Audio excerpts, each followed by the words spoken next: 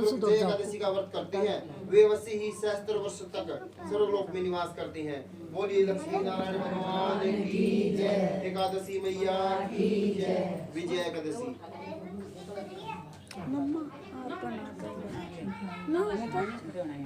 फाल्गुन मास के कृष्ण पक्ष की एकादशी। धर्मराज युधिष्ठिर बोले कि हे जनार्दन, फाल्गुन मास के कृष्ण पक्ष की एकादशी का नाम क्या है, उसकी में क्या विधि है, सब कहिए। श्री कृष्ण भगवान बोले कि हे राजन, हे राजराजेश्वर, फाल्गुन मास के कृष्ण पक्ष की एकादशी का नाम विजया है। इसके व्रत के प्रभाव से मनुष्य को विजय मिलती है।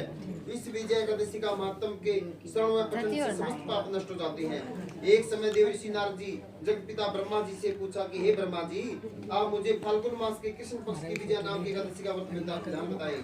ब्रह्मा जी बोले, हे नारद, विजय एकादशी का व्रत करने से पहले किए गए पापों तथा वर्तमान में किए हुए पापों को नष्ट करने वाला है। यह समस्त मनुष्य को विजय प्राप्त कराता है।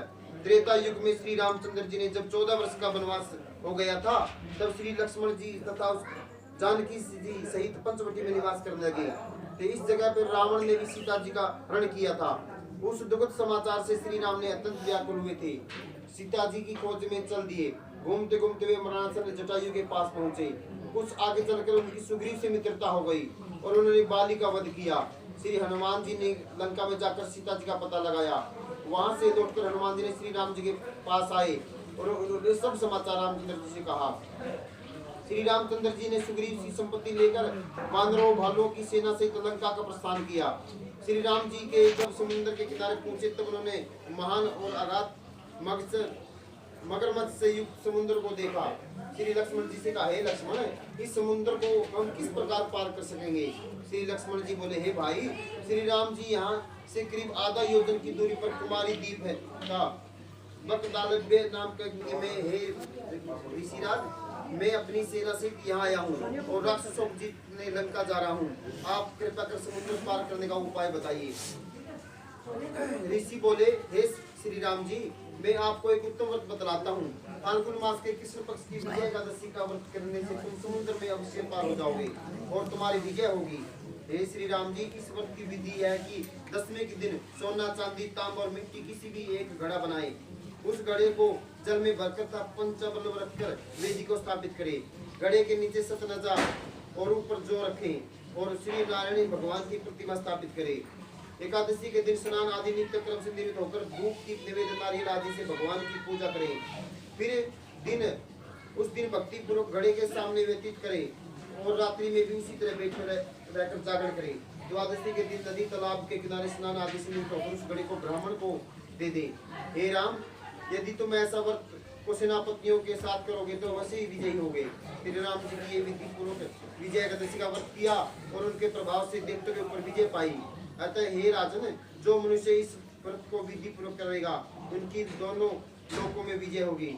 श्री ब्रह्मा जी ने नारद जी से कहा कि हे पुत्र, जो इस व्रत का महत्व सुनता है इसको वाजपेयी यज्ञ का फल की प्राप्ति होती है। बोली लक्ष्मी नारायण भगवान की जय, एकादशी मैया की जय। आमलकी एकादशी। मंदाता जी बोले, हे वशिष्ठ जी, यदि आप मुझ पर प्रसन्न हो तो आमला व्रत का कथा कहो जिससे मेरा कल्याण हो। वशिष्ठ जी बोले, हे राजन, सब व्रतों में उत्तम और अंत में मोक्ष देने वाला आमलकी एकादशी का वर्णन करता हूँ। यह फाल्गुन मास के शुक्ल पक्ष में होती है। इस व्रत का पुण्य 1000 गोदान के फल के बराबर होता है। मैं आपसे एक पौराणिक कथा कहता हूँ। एक वैदिक नामक नगर में ब्राह्मण, वैश्य, क्षत्रिय, शूद्र चारों वर्ण आनंदपूर्वक रहते थे। उस नगर में चैत्रगुप्त नाम का चंद्रवंशी राजा था। वह बहुत विद्वान और धार्मिक था। यहाँ के निवासी वृद्ध से लेकर बालक तक प्रत्येक एकादशी का व्रत करते थे। एक समय फाल्गुन मास के शुक्ल पक्ष में आमला नामक एकादशी आई। उस दिन राजा ने प्रजा से लेकर बालक तक सबने हर्ष सहित एकादशी का व्रत किया। राजा अपनी प्रजा से साथ मंदिर में जाकर पूर्ण कुंभ स्थापित करके तथा धूप दीप नैवेद्य पंचरत्न छत्र आदि से धात्री आवली का पूजन करने लगे। वे सब धात्री की इस तरह प्रकाश स्तुति करने की, हे धात्री, तुम ब्रह्मा स्वरूप हो, तुम ब्रह्मा जी द्वारा उत्पन्न हो और सारे पापों को नष्ट करने वाली हो। तुमको नमस्कार है। अब तुम अर्घ्य स्वीकार करो। तुम श्री रामचंद्र जी द्वारा सम्मानित हो। मैं आपसे प्रार्थना करता हूँ कि मेरी समस्त पापों का हरण करो। उस देवालय में रात्रि को सबने जागरण किया। तो रात्रि के समय उस जगह एक वेलिया आया। वह महापापी और दुराचारी था। वह भूखा प्यासा था। उस जगह विष्णु भगवान के कथा एकादशी महात्म को सुनने लगा। मेहलिया ने उस रात्रि को अन्य लोगों के साथ जागकर व्यतीत की। प्रातः काल होते ही सभी लोग अपने अपने घर को गए। उस समय बीतने के पश्चात उस बेलिए की मृत्यु हो गई।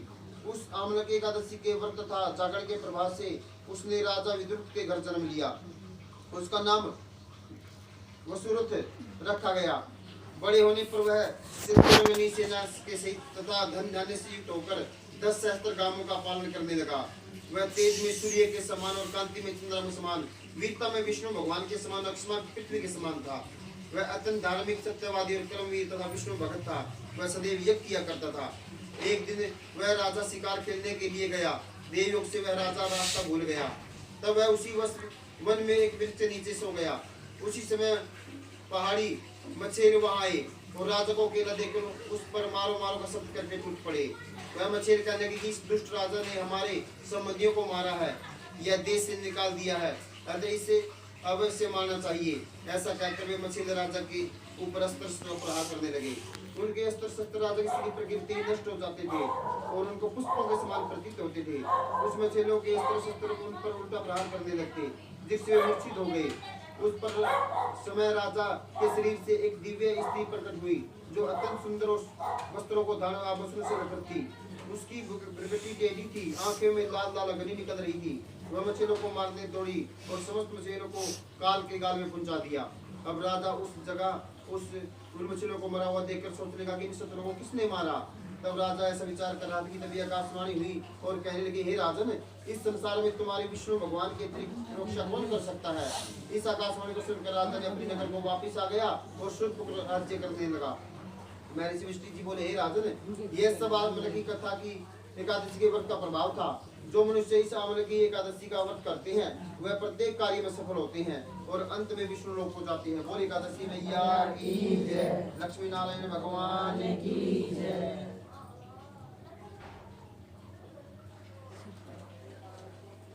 पाप मोचनी एकादशी। धर्मराज युधिष्ठिर बोले, हे भगवान, मैंने फाल्गुन मास की शुक्ल एकादशी का महत्व सुना दिया। अब आप चैत्र मास के कृष्ण पक्ष की एकादशी के बारे में बतलाइए। इस एकादशी का नाम और उससे कौन से देवता की पूजा की जाती है तथा उसकी विधि क्या है, सो विस्तार पर सुनिए। श्री कृष्ण भगवान बोले, हे राजन, एक समय मंदाता से लोमस ऋषि से ऐसे ही प्रश्न पूछा। तब लोमस ऋषि ने उत्तर दिया कि हे राजन, चैत्र मास के कृष्ण पक्ष की एकादशी का नाम पाप मोचनी है। इसके प्रभाव से मनुष्य को अनेक पाप नष्ट हो जाते हैं। उनकी कथा इस प्रकार है। प्राचीन समय में चैत्र वन में अप्सराएं निवास करती थी। वहाँ हर समय वसंत रहता था। उस वन में एक मेधावी नामक मुनि तपस्या करते थे। वे शिव भक्त थे। एक दिन मंजू घोषा नामक एक अप्सरा उनको मोहित करने के लिए सितार बजाकर मधुर गान करने लगी। उसी समय शिव के शत्रु अनंग ऋषि भक्त मेधावी ऋषि को जीतने के लिए तैयार हुए। कामदेव ने उस सुंदर अप्सराओं के भ्रू को धनुष बनाया, कटाक्ष को उनकी डोरी बनाई, उनके नेत्रों ने उनके संकेत बनाया और पूंछों से पूरी बनाया। अपने मंजू घोषो अप्सरा को सेनापति बनाया। इस तरह कामदेव अपने शत्रु भक्त को जीतने को तैयार हुआ। इस समय मेधावी मुनि भी युवा और अष्टभुज थे। उन्होंने यज्ञोपवीत तथा दंड धारण किए रखा था। उस मुनि को देखकर मंजूघोष ने धीरे धीरे मधुर वाणी में वीणा पर गान शुरू किया। मेधावी मुनि भी मंजूघोष के मधुर गान पर तथा उनके सौंदर्य पर मोहित हो गई। वह अप्सरा अब मुनि को कामदेव से पीड़ित जानकर आलिंगित करने लगी। तब मुनि उसके सौंदर्य पर मोहित होकर शिव तपस्या को भूल गई और काम के वशीभूत होकर कारण उन्हें दिन और रात्रि का कुछ भी ध्यान न रहा। एक दिन मंजूघोषा उस मुनि से बोली, हे मुनि, अब मुझे बहुत समय हो गया है, मुझे इस तरह को जाने की आज्ञा दीजिए। उस अप्सरा के ऐसे वचनों को सुनकर मुनि बोले, हे सुंदरी, तू तो आज ही संध्या को आई है, अभी प्रातः काल तक ठहरो। मुनि के वचनों को सुनकर वह उसके साथ रमण करने लगी और बहुत समय बीत गया।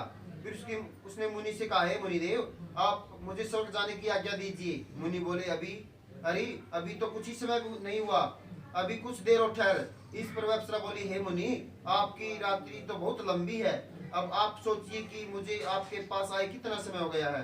उस अप्सरा के वचनों को सुनकर मुनि को ज्ञान प्राप्त हो गया और समय का विचार करने लगा। अब श्रवण करने के समय का प्रमाण 57 साल 7 महीने और 3 दिन ज्ञात हुआ।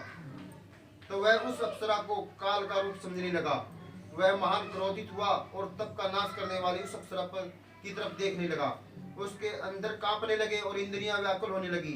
तब मुनि उस अप्सरा से बोले, हे दुष्टा, तूने तप को नष्ट करने वाली हो, अब तुम मेरे श्राप से पिशाचनी हो जा। तुम महान पापनी और दुराचारणी हो, तुझे धिक्कार है। अब मुनि के श्राप से वह पिशाचनी हो गई। तब वह बोली, हे मुनि, अब मुझ पर क्रोध तो त्याग कर प्रसन्न हो जाइए और इस श्राप का निवारण कीजिए। तब मुनि को कुछ शांति मिली और वह पिशाचनी से बोले, हे रुष्टा, अब तुम्हें श्राप से छूटने का उपाय बतलाता हूँ। चैत मास के कृष्ण पक्ष की एकादशी है, उसका नाम पाप मोचनी है। उस एकादशी का व्रत करने से तेरी पिशाचनी देह छूट जाएगी। इस प्रकार मुनि ने उसको समस्त विद्या आदि बतला दी और अपने पिता चंद ऋषि के पास गए। चंद ऋषि अपने पुत्र को देखकर बोले, हे पुत्र, तूने यह क्या किया? तेरे समस्त तप नष्ट हो गया है। मेधावी बोले, हे पिताजी, मैंने बहुत बड़ा पाप किया है, आप उससे छूटने का कोई उपाय बतलाइए। तब ऋषि बोले, हे तात, तुम चैत्र मास के कृष्ण पक्ष की पाप मोचनी एकादशी की विधि तथा भक्ति पूर्वक व्रत करो।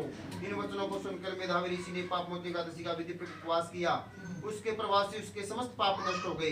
मंजू को अप्सरा भी पाप मोचनी का व्रत करने में पिशाचनी देह को त्याग छूट गई और सुंदर रूप धारण करके सर्वलोक को चली गई। लोम ऋषि बोले, हे राजन, इस पाप मोचनी एकादशी के प्रभाव से समस्त पाप नष्ट हो जाते हैं। इस एकादशी कथा के श्रवण करने से व पढ़ने से 1000 गोदान का फल मिलता है। इस व्रत के करने से ब्रह्म हत्या करने वाले, अम्बगा गमन करने वाले आदि के पाप नष्ट हो जाते हैं। अंत में सर्वलोक हो जाता है। बोल विष्णु भगवान की जय। एकादशी मैया की जय। कामदा एकादशी। धर्मराज युधिष्ठिर बोले, हे भगवान, आपको कोटि कोटि प्रणाम है। मैं आपसे निवेदन करता हूँ कि आप कृपा करके चैत मास के शुक्ल पक्ष की एकादशी का वर्णन कीजिए। श्री कृष्ण भगवान बोले कि हे राजन, आप एक पुरानी कथा सुनिए जिसको राजा दिलीप ने वशिष्ठ जी से कही थी। राजा दिलीप ने पूछा कि गुरुदेव, चैत्र मास के शुक्ल पक्ष की एकादशी का नाम क्या है? इसमें किस देवता की पूजा होती है और इसकी विधि क्या है? सो आप कहिए। महर्षि वशिष्ठ जी बोले, हे राजन, चैत्र मास के शुक्ल पक्ष की एकादशी का नाम कामदा है। अब आप यह सब पाप को नष्ट करने वाली है और पुत्र की प्राप्ति होती है।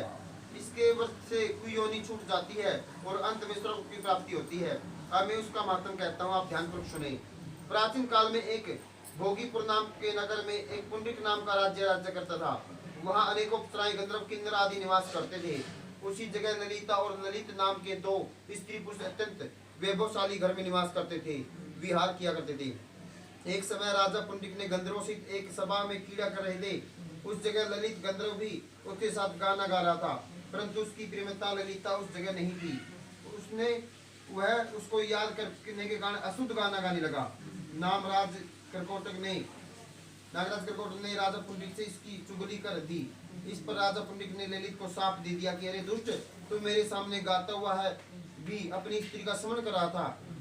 इससे तू कच्चे मांस को और मनुष्य को खाने वाला राक्षस होगा। राजा पुंडरिक के श्राप द्वारा वह ललित गंधर्व उसी समय एक विकराल राक्षस हो गया। उसका 8 योजन का शरीर हो गया। राक्षस हो जाने पर उसका महान दुख मिलने लगे और वह अपने कर्म का भोग भोगने लगा। जब ललिता को अपने प्रीतम ललित का ऐसा हाल मालूम हुआ तो वह बहुत दुखी हुई। वह सदैव अपने पति के उद्धार के लिए सोचने लगी कि मैं कहाँ जाऊं और क्या करूं। एक दिन वह घूमते घूमते विंध्याचल पर्वत पर चली गई। उसने उस जगह श्रृंगी ऋषि का आश्रम देखा। वह शीघ्र उस आश्रम पर गई और ऋषि के सम्मुख जाकर विनय करने लगी। उसे देखकर श्रृंगी ऋषि बोले, हे सुभगे, तुम कौन हो? यहाँ किस लिए आई हो? ललिता बोली, हे मुनि सर, मैं इस वीर धनवा नामक गंधर्व की कन्या ललिता हूँ। मेरा पति राजा पुंडरिक के श्राप से एक भयानक राक्षस हो गया है। आप राक्षस योनि से छूटने का कोई उपाय बताएं। तब श्रृंगी ऋषि बोले कि हे गंधर्व कन्या ललिता, अब चैत्र मास के शुक्ल पक्ष की एकादशी आने वाली है। उसका नाम कामदा एकादशी है। इसके व्रत करने से मनुष्य के समस्त कार्य सिद्ध हो जाते हैं। यदि तू इसके व्रत के पुण्य को अपने पति को देती है तो वह शीघ्र ही राक्षस योनि से छूट जाएगी। मुनि के वचनों को सुनकर ललिता ने आनंद पूर्वक उनका व्रत किया और द्वादशी के दिन ब्राह्मणों के सामने अपने व्रत का फल अपने पति को दे दी लगी और भगवान से इस तरह प्रार्थना करने लगी कि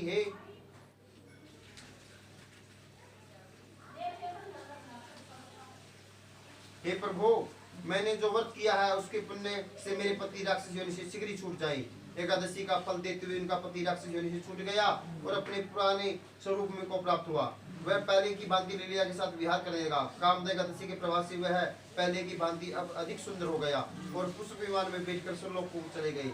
हे राजन, इस व्रत का विधि करने से सब पाप नष्ट हो जाते हैं और इस व्रत इसके व्रत से मनुष्य ब्रह्म हत्या आदि के पाप से तथा राक्षस आदि की योनि से छूट जाता है। इसकी कथा व महात्म के श्रवण पठन से वाजपेयी का फल प्राप्त है। बोल लक्ष्मी नारायण भगवान की जय। एकादशी मैया की जय। बरसनी एकादशी विशाख कृष्ण पक्ष। धर्मराज युधिष्ठिर बोले, हे भगवान, विशाख मास के कृष्ण पक्ष की एकादशी का नाम तथा